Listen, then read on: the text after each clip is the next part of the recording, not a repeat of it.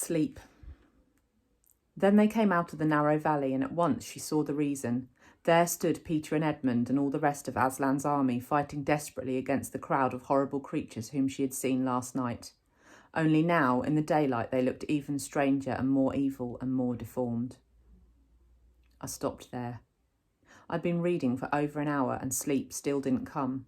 It was almost 2 a.m. Everyone else was asleep.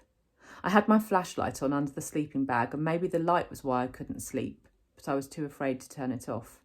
I was afraid of how dark it was outside the sleeping bag. When we got back to our section in front of the movie screen, no one had even noticed we'd been gone. Mr. Tushman and Ms. Rubin and Summer and all the rest of the kids were just watching the movie. They had no clue how something bad had almost happened to me and Jack. It's so weird how that can be. How you could have a night that's the worst in your life, but to everyone else it's just an ordinary night. Like, on my calendar at home, I would mark this as being one of the most horrific days of my life. This and the day Daisy died. But for the rest of the world, this was just an ordinary day.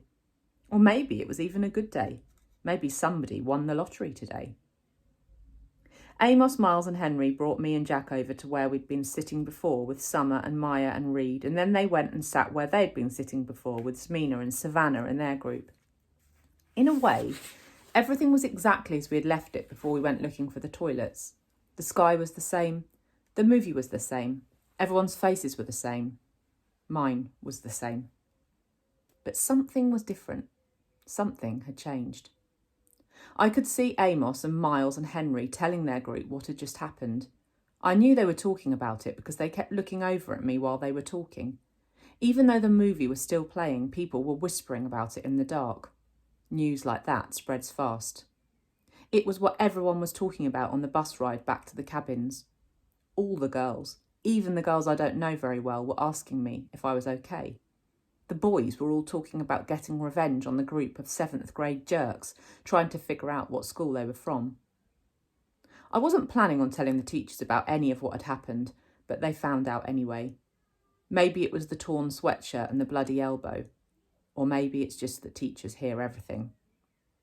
When we got back to the camp, Mr. Tushman took me to the first aid office, and while I was getting my elbow cleaned and bandaged up by the camp nurse, Mr. Tushman and the camp director were in the next room talking with Amos and Jack and Henry and Miles, trying to get a description of the troublemakers.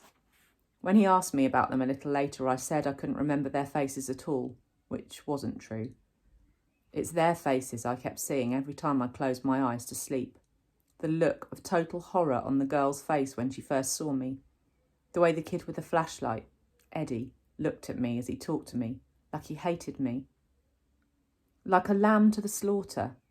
I remember Dad saying that ages ago, but tonight I think I finally got what it meant.